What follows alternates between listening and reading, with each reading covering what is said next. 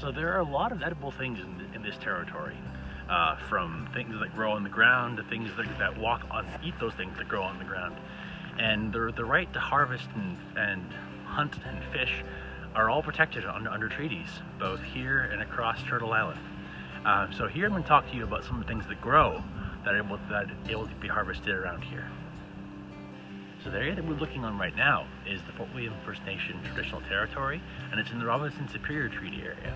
If you want to know more about the treaties that govern your area, you can follow the link in the post to learn a bit more.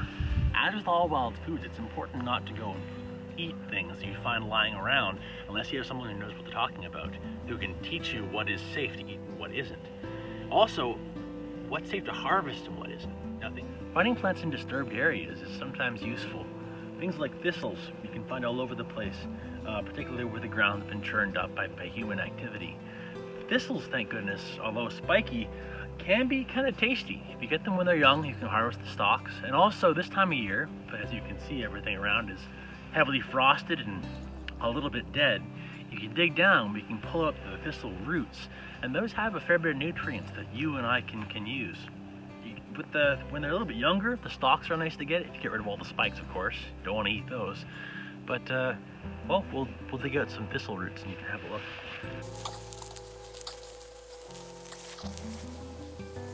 So we have a bit of a bigger one here, which has a bit more substance to it. So these roots, you can see right here, they have a little bit of starch in them and they can be cooked up, peel them, boil them, that sort of thing. You don't want to have too much of them because if I recall correctly, it can cause a bit of stomach upsets and a bit of gas. So we want to have a limited amount of thistle roots.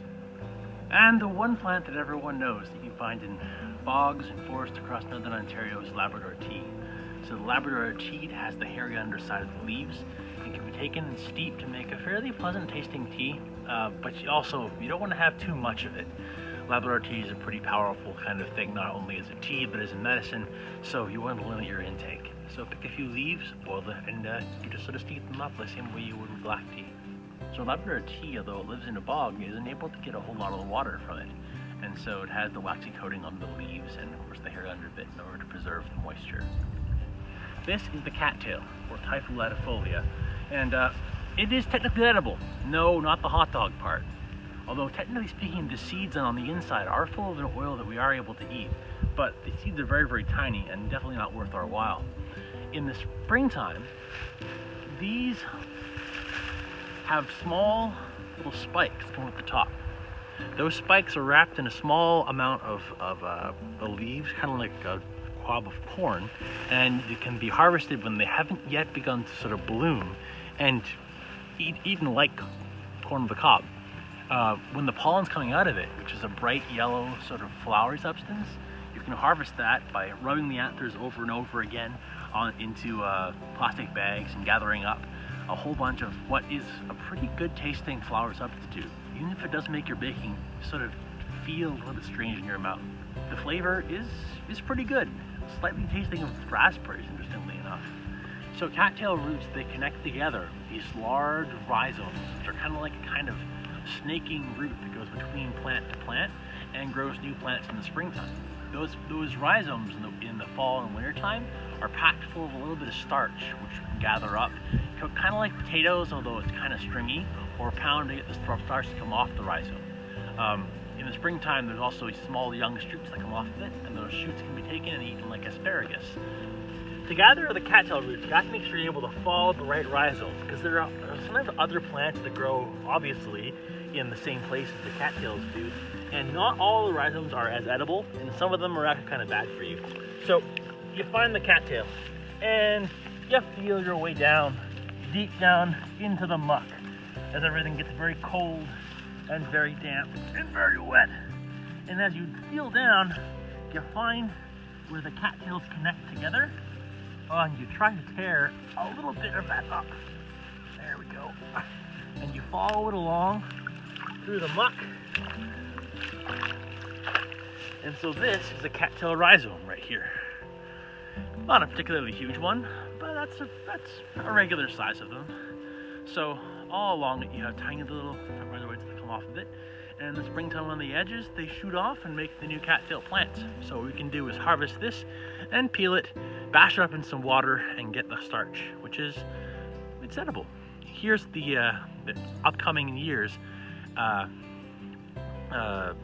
cattail growth, and this is what, as it gets bigger, you can eat like asparagus, or even we can cook it up right now. The yellow calla lily or the yellow water lily is something you can find in a lot of bodies of water. They grow from these enormous rhizomes that grow underneath, which are kind of like giant thick roots that connect together the water lily plants, one to the other to the other. Those giant rhizomes are technically edible, but you have to not only gather them in the cold, cold water, but also then take them and boil them over and over again. Taken fresh, they're incredibly bitter and maybe a little bit toxic, and so by boiling in different changes of water, you can reduce it to the point where you can eat it. Let me show you.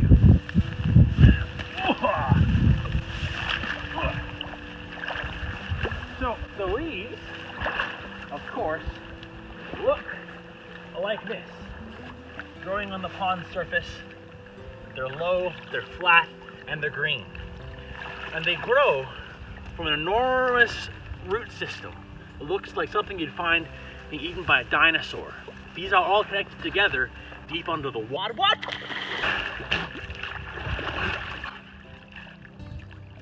Under the water. So these giant rhizomes connect together, and they are full of kind of like a potato-like starch on the inside. Again, technically edible, but generally not worth the effort. So I hope you learned a little bit today about things you can harvest in your own treaty area.